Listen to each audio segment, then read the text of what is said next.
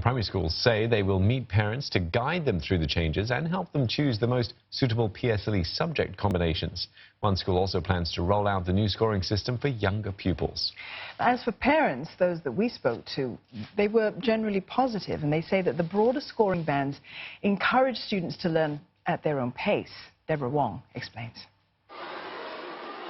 Qihua Primary wants to give its students a head start by issuing exam results under the new scoring bands from Primary 3 next year, instead of waiting till they're in Primary 5.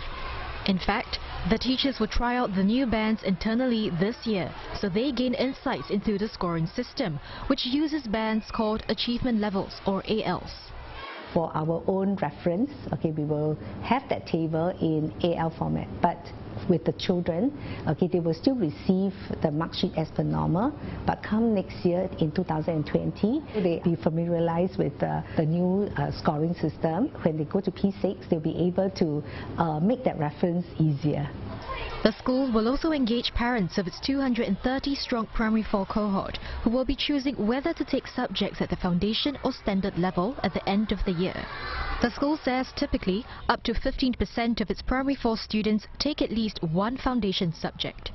Mrs. Lee says by getting the basics right, students will feel more comfortable in secondary school.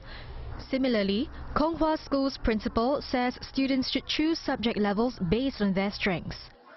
When the school put up a recommendation for the subject-based banding, subject combination to the parents, the consideration now and in future under the new scoring system will be the same.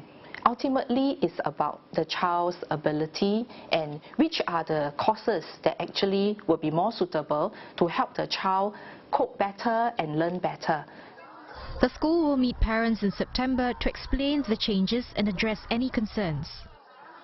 The updates are part of a bigger change to assess the students individually rather than on how well they did compared to their peers. Now, some parents I spoke with say they are supportive of the changes as they reduce academic pressure and encourage children to learn at their own pace.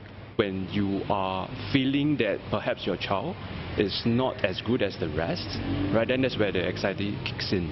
But again, from the child's perspective, if you're looking at education, it cannot just be a short sprint, right? It should be a long-term marathon.